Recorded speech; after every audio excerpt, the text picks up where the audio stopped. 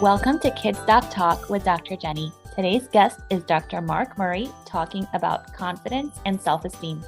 Dr. Murray grew up along the coast in central New Jersey and has been on the move ever since.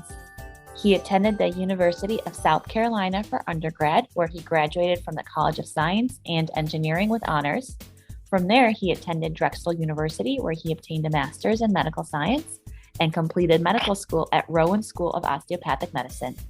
He then moved on to pediatric residency training at Prisma Health Children's Hospital in Columbia, South Carolina, where he was chief resident. Since completing residency, Dr. Murray has been practicing primary care pediatrics in Austin, Texas, where he helps care for the diverse pediatric population of Austin.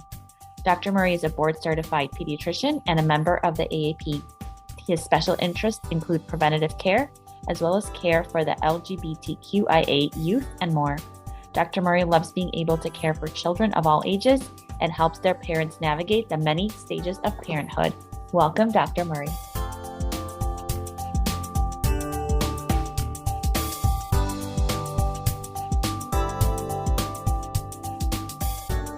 Welcome to Kids Doc Talk with Dr. Jennie. Dr. Jennie is a board-certified pediatrician and is the Director of Telemedicine at Pediatric Associates.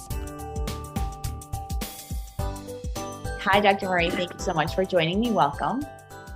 Thank you so much for having me. So I'm excited to talk about this topic because a few episodes ago, I actually had a child and adolescent psychiatrist on, and we talked a lot about resilience and building resilience in kids. And I suspect that that is tied very heavily to like self-esteem and confidence in kids. And I find that parents, like as a general pediatrician, parents come to me with these questions, usually like around early teenage adolescence. And I suspect that that conversation should probably start a little bit sooner. So I want to delve into some of that with you. But first, what's the importance of discussing healthy self-esteem, and what is the association with this and then like later development in life and adulthood? Yeah, so you're absolutely right. This is something that we do see as, general pediatricians in the office all the time. Excuse me. But confidence or self-esteem or self-worth are all kind of words that we use interchangeably. And it's something that most parents and caretakers, they're aware of, but sometimes it's not the main thing we focus on. We talk about growing, we talk about developmental milestones, we talk about getting good grades, making friends, all that stuff. But what we don't usually kind of talk about is how important a healthy self-esteem or self-worth or self-image is when you're developing and fostering all those great things. So if, we're not feeling good about ourselves, then, our milestones may fall behind, or we may fall behind in our grades. We may, lack those certain friend groups that we're craving so much. But kids who have a healthy sense of self-worth or confidence, they feel good about themselves, just like an adult would. So, when you're feeling good and you're walking around with your head high, it's the same thing for kids. If they're not feeling good, then it's hard for them to kind of get all those extra stuff done throughout the day, the stuff that really kind of builds them up to being, a strong individual person. So kids who have good self-esteem, they tend to try new things and they try their best at these new things. They're trying really hard. It even helps, good self-esteem to encourage kids to continue to try despite their failures. So kids with good self-esteem, when there is a setback, they tend to kind of, pull themselves back up and get back at it. It helps them feel proud of what they do. They take ownership of the things that they do, and it helps them do better in school and at home and with friends. So I think we kind of not underestimate how important a healthy self-esteem is, but I think we kind of brush over it when everything else seems to be going well. We focus on the more tangible stuff. We also know that children with positive views of themselves or self-worth carry this into adulthood. So that's why it's super important to have these conversations early and to actually address them. Children who are feeling good about themselves, they have this sense of well-being and productiveness that they move through life with. Kids with high self-esteem or high self-worth, this does get moved into the adulthood with them. It helps them be productive. It helps them be unique. It helps them foster good relationships. And higher self-esteem in childhood is associated with, overall better well-being and mental health, come adulthood. It helps us to learn how to adjust when life throws you that curveball, when things all of a sudden aren't going your way, you're able to kind of set back and, take a look at it and continue to move forward rather than just giving up. And even some studies have shown that the higher self-esteem in childhood can translate to higher satisfaction with your professional and family life as you get older. So, all these little things that kind of piece together to make each kid kind of whole and make each kid kind of their own individual are super important to touch on when we're seeing them and when the parents are talking to them. So this seems like a really critical topic for us to focus on, a really critical value to instilling kids early on. So as general pediatricians, right, our goal is always prevention, prevention, prevention. So I'm thinking when we start to see kids on the younger side of things, like little kids where we're maybe not thinking so much yet about confidence and self-esteem, what can we do to focus on these things and to build, I guess, confidence, right, and to build resiliency in early childhood? Yeah, so absolutely. I don't think it's ever too early to start kind of being that cheerleader for your kid. Self-esteem building starts almost right away, even, in that newborn or, baby development. It can start developing just because a baby feels safe or loved and accepted. And when they're super young like that, it can be something as simple as telling your new baby that you love them. So, right off the bat, we're doing some pretty great things to help foster confidence and good self-esteem just by loving our kids. And then as they grow and develop, their need for positive input from their parents and caretakers grow and change. And we need to kind of be, attuned to that. But kind of for your questions for the real young kids, for the babies, as they grow from babies and toddlers and they start to be able to do things on their own, or at least they think they're doing things on their own, right? It's important to recognize that these strides, even though sometimes they may seem like they aren't a huge deal to the child or the toddler doing them, that's a huge deal for them. The first time they do something ever in their life, that's got to be pretty mind-blowing for them. And, I think as parents, to help kind of instill, that good self-worth or self-esteem, it's important to recognize that. So, when your baby or toddler tries something new, maybe as, simple as trying to crawl or even reach for a book you put in front of them, be that goofy parent that gets on the floor and cheers them on and congratulates them when they try to wiggle and, let out all those little funny baby noises that they make. I think just kind of being that parent, that you kind of seem kind of corny sometimes, but, you're in their face and you're cheering them on. I think that's, so great. And as they get a little bit older, you may need to adjust your dial a little bit because you're not going to, jump up and down and, put on a cheerleading show every time your kid takes a step. But, I think it's something to keep in mind when you're praising your children. So some things I like to talk to parents about are, as they get older and they start doing more and more things, and you want to praise their efforts. Don't just focus on their results, especially as they kind of get into their little older years. You don't want to always just focus on winning or good grades or even staying on the balance beam the entire time when you're at gymnastics class. Comment on their effort, their progress, their positive attitude. Things like that I think are super important. So I like that. I think that's really concrete advice to be the cheerleader and to focus on the effort. And you mentioned a lot about positive reinforcement and positive messages. I think we're going to touch on that a lot because I think that's probably the answer to a lot of these things. But when, as parents, we're looking to assess our kids' self-esteem, any really good ways to accurately do that? Because I feel like it sort of is the default for parents to be like, no, my kid is fine. Like they're happy, they're functioning. And I don't know that there's any good way for us to say, okay, what is really like my child's self-esteem? How can I evaluate this accurately and be really objective and without necessarily just assuming that everything is fine? Yeah, absolutely. Because like we were saying, especially at doctor's visits with parents, we're focusing on how they're doing in school. Are they growing well? Are they being healthy? So sometimes it is hard to kind of hone in and, pick apart what our kids' self-esteem, is it intact? Is it going well? Are we struggling? So there are definitely some things you can look out for. It's can become apparent as, young as toddler and school age kids, and then it can come even more apparent, or they can be even better at hiding it as they move in their teenage years. But some things to look out for with kids with low self-esteem are children who just kind of avoid tasks or challenges altogether without even trying. So, they will be asked to do something and they just say, no, I'm not doing that, or they throw a temper tantrum. Tantrums are normal, but if they're constantly trying to avoid things, that could be a problem that maybe they don't think they can do it. And maybe you need to have a conversation about that. And then also, children or kids who give up on something as soon as the first obstacle is thrown in their way. Kids who can't pivot or adjust and kind of they can't deal with those expected setbacks that we kind of have to, learn and grow throughout life.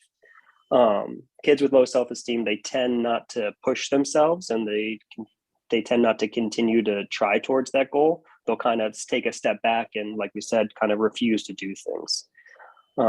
Some other things we can see with kids with low self-esteem are cheating or lying when they think things are going poorly, or they're going to lose. Of course, lying or changes of the rules when you're playing, with a school age kid and they don't like that you're winning the board game and they say, no, actually the rules are this now and I win. That's normal. But if it's something that you're seeing on a daily basis where, they can't enjoy a game with friends or with a family at game night or anything like that because they get so worried about losing, they kind of just shut down, or they start cheating or lying, then, that can be concerning too, that maybe, there's something more going on and we need to have a conversation about how they feel about themselves and, why they're doing this. With older kids, I don't know if we want to get into teenage stuff or save that for later, but so we can. I definitely have some questions about teenagers, but I want to follow up on something because I think it's super interesting. These things that you're describing, these actions of avoiding things that are difficult or quitting when things are hard, are things that we sometimes see with kids who are really high achieving, right? Kids who have really good grades and are used to things coming very easily for them. Maybe kids who we label or consider gifted or who might be very bright and aren't necessarily used to having to work at something. And then, display these sort of signs of frustration when things are challenging. And so I think it's important that we're not equating high self-esteem and high achievement, which is, I think, kind of your whole point, right? We focus on these metrics, whether it's developmental milestones or academic achievements. And that doesn't necessarily mean that you are dealing with a child who has high self-esteem. In fact, it could be the complete opposite, right? A child who's used to high achieving things doesn't have to try. And when they're faced with a challenge, suddenly doesn't feel so good about themselves. Absolutely. All those kids that are high achiever, maybe, they're doing really great in school and they can kind of sometimes base their entire sense of well-being on, their grades and things like that. And like you said, the minute something goes wrong or they don't do as well as a test, or even they get like a B- on a test, it can kind of come to a screeching halt. And, even though that they are these, high achievers doing great, and on the outside, they really seem like they kind of have all the self-confidence in the world, that sometimes it can be pretty fragile for kids. So I think that's a great segue to talk about teenagers, because I think that perfectly describes a lot of teenagers. So let's talk about maybe some good ways to differentiate like normal teenage behavior, which we know sometimes can be kind of all over the place, which is expected, right? And we know that there's a lot of changes going on at that time, versus like a deeper behavioral problem, maybe a teenager who really, really feels bad about themselves. And certainly we know there could be some really devastating consequences that come out of that. Yeah, so, absolutely. Teenagers can be some of the most interesting and some of the most challenging, not only, kids, but also patients that we deal with on a daily basis. And then, getting down to the teenage self-esteem and self-image, I think sometimes can be some of the most challenging things we do at office as, general pediatricians. I like to remind parents that we were all teenagers at some point, so we can try to appreciate what they're going through and how it can be a very difficult and trying time, whether it be, emotionally, physically, all the, crazy, interesting stuff that goes on when you're a teenager. But being able to talk to them or look out for things or problems with their self-image or help foster a good self-image can really make all the difference for this super difficult time that some kids have. With that being said, all teens, they go through adjustment periods where they're trying to fit in with their peers. And, how it goes when someone's wearing the newest, coolest shoes, all of a sudden the entire group of friends needs those shoes. And then if you don't have those shoes, maybe you're uncool. And this is normal, normal part of teenage development is you want to fit in, you want to be accepted by your peer group, you're seeking approval from their peers. And, you're even seeking more approval from your peers rather than your parents at that time. So it can be even harder for parents to try to assess their self-esteem and see how they're doing.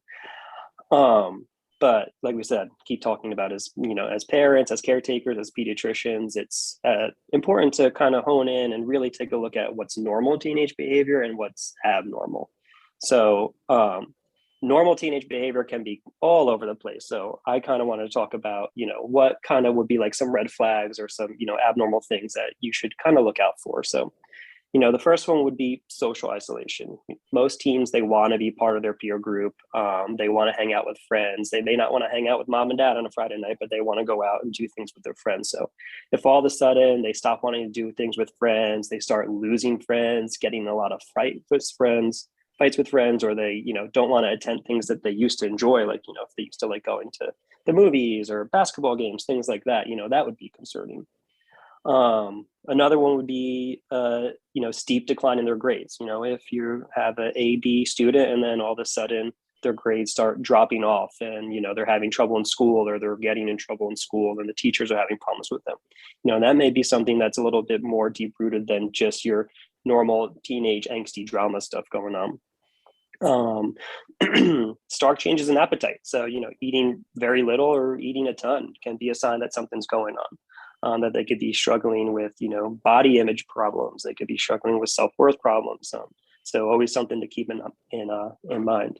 And then also, of course, voicing or even telling you that they're depressed, they're feeling lonely, or they've had thoughts of wanting to hurt themselves, or if they've had thoughts of wanting to hurt themselves. These are things that we take super seriously as pediatricians, and that warrants, an emergent evaluation by a healthcare professional. That usually means going to the emergency department. But important to look out for these things, because it's an ever-changing world out there, and we all want what's best for kids, parents included. So we're just trying to help. So that's really helpful. And when we're talking about younger kids, you mentioned some concrete ways to sort of start working on their confidence, right? With babies, you make a really big deal about things that, right, their milestones. And with older kids, right, every time they learn a new task, you make a really big deal about it. Anything similar that we can do for older kids or even teenagers to help build up their confidence? Yeah. So, you want, after they get out of that baby period, you're not going to be, like we've talked about, celebrating every time they take a step or anything like that. But, some things you can do when they're a little bit older, but not quite teenagers yet, would be, talking to them in positive terms, but also letting them know that there is room for them to continue to grow and improve. So like we said, talking about praising their efforts. So saying things, like, wow, you're working so hard at school. You're doing amazing. I'm really proud of you. When you see them, working on things and trying to get better, or, wow, every week you're getting better and better at these, spelling tests that we're doing and these spelling quizzes, trying to help build up that self-confidence. And I know that's kind of mostly about school, but, that's kind of the easier example. But even, things with outside of school where maybe they didn't have their best, performance at soccer or anything like that. And I know for little kid soccer, it's kind of just them running around, but it's important to help foster those feelings of teamwork and, working together. So if, their soccer game doesn't go well, you can say, I'm proud of you for not giving up. I'm proud of you for continuing to play. It looks like you still had fun out there. Things like that to kind of help, point them in direction where this is going to be a positive experience. And it's also a learning experience at the same time. Some people like to talk about a praise to criticism ratio, and I kind of think about like a compliment sandwich where, if they're having a bad day or you're worried about their self-esteem, you tell them what they did good. So, wow, I'm so happy that you made it to, baseball practice on time and you stayed the entire time and did great. Maybe next time when the coach asks you to do this, you can listen to him or let him know, why you got so upset. But, I'm proud of you for sticking through it. And, I think next week's going to be even better. So little things like that, especially for the younger kids. And I think you have to be careful with young kids because I think they listen a little bit more than we give them credit for. And I think they can kind of pick up when we're being a little bit phony. So, I think trying to make sure that what you're saying is truthful and meaningful is important, even for the smaller kids.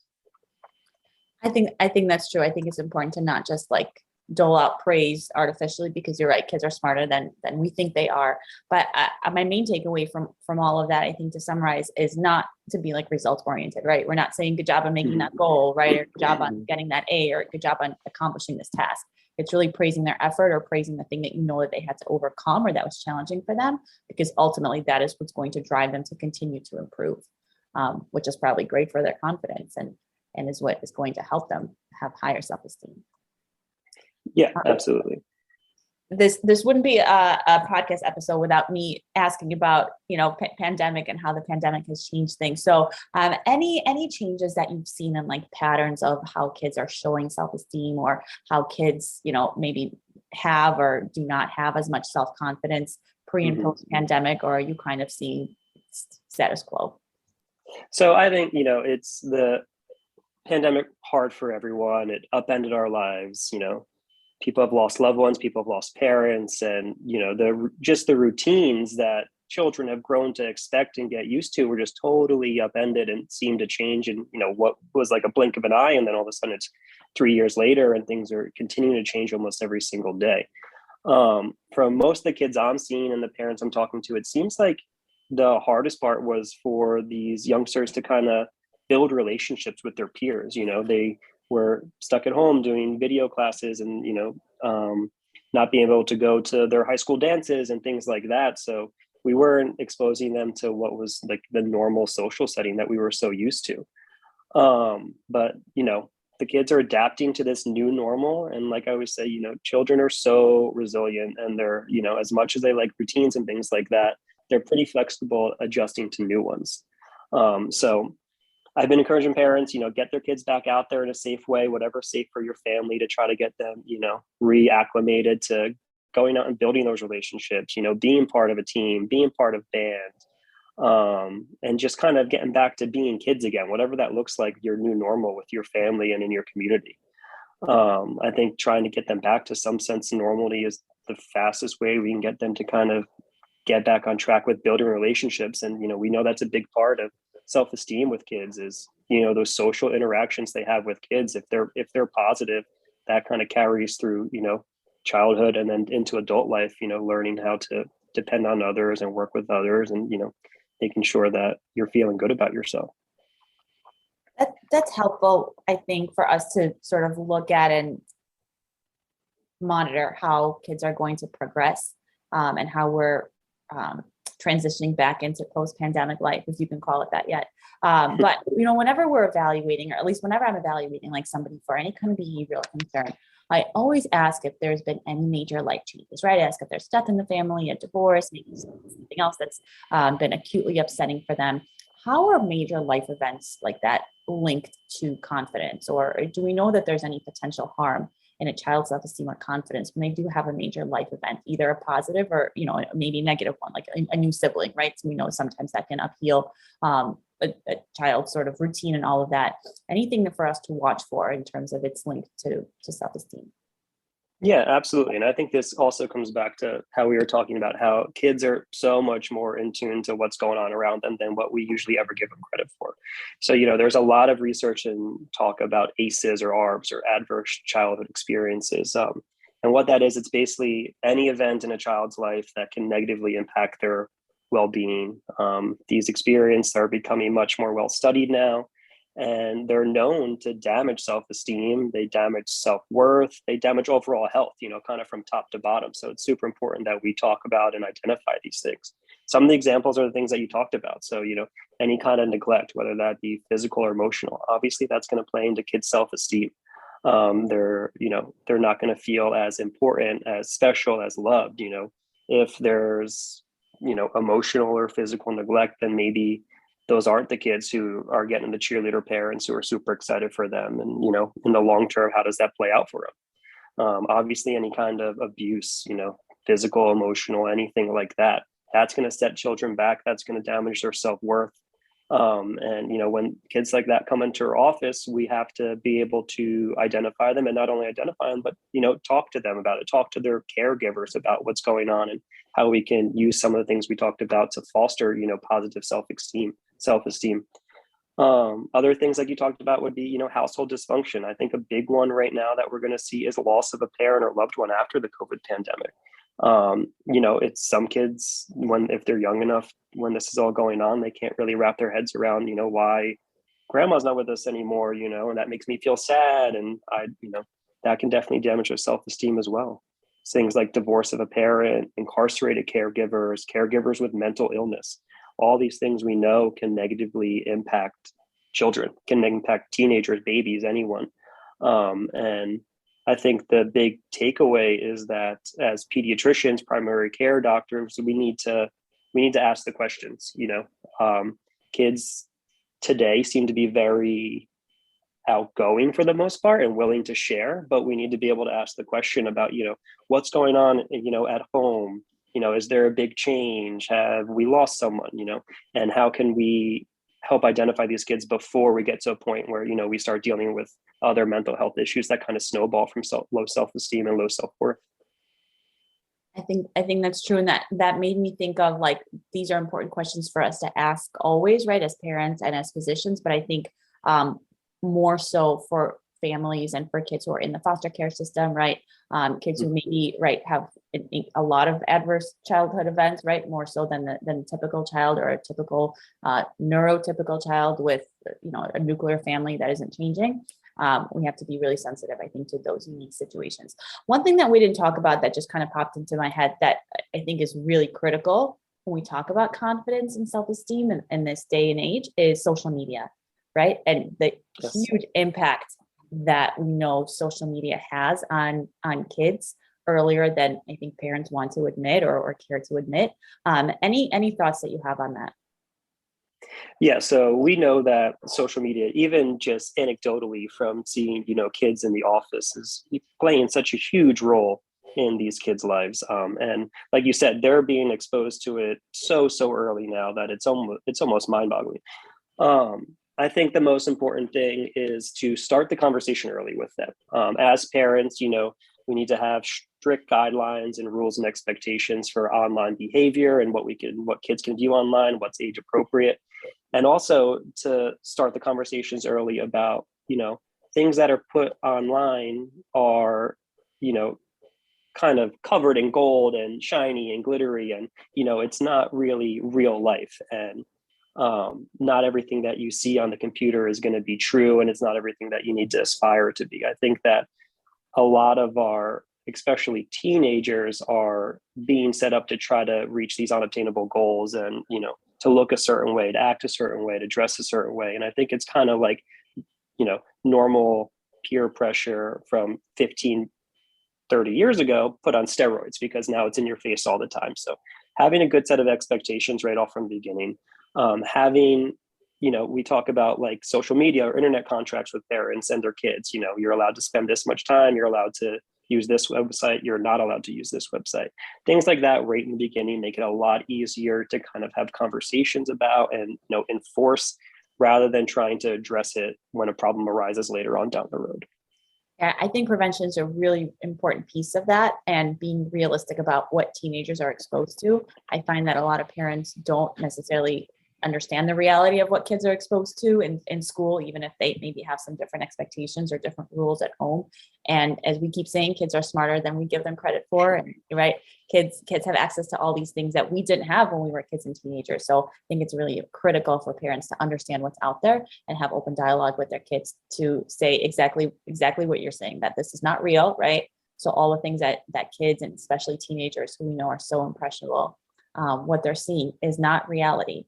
Because I think we already know there's studies to show that early exposure to social media, certain types of social media pictures and things like that, are absolutely linked to low self-esteem, right? And feeling like you're less than all these other things that you're seeing online. Absolutely. Any other takeaways or any key points that you want parents to be aware of so we can help build healthy, resilient, and confident kids? Yeah, I think the one thing I wanted to touch on was, a special population, the LGBTQIA, and more youth, and, how sometimes they can experience heightened problems with self-esteem or self-worth. We talked about earlier that teens, they crave acceptance with peers and they want to be included in a group and part of the social circle. So, imagine being a teenager, but then also identifying as queer and trying to navigate through that and maintain a positive self-image, maintain good self-confidence, and just kind of also be a teenager at the same time. That's a lot of pressure placed on these kids. Queer youth or LGBTQIA youth, they're a special population. And we know from research that they tend to have more, ACEs or adverse childhood experiences or events.